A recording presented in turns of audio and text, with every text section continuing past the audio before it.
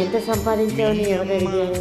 సంపాదించినంత మనం పెట్టాలని అనుకుంటాం, కానీ స్వార్థమంతా వ్యక్తి మనకి 10 మందికి సాయం చేయాలనే గుణం ఎంతమందికి ఉంది? అది మర్చిపోయిన రోజు, మనం మర్చిపోలేని రోజు. ఆకలితో ఉన్నవాడికి అన్నం పెట్టిన రోజుని ఎంత సంతోషంగా ఉంటారో తెలుసా? ఇది చెప్తే మర్చిపోయింది, చెప్తే చూడండి.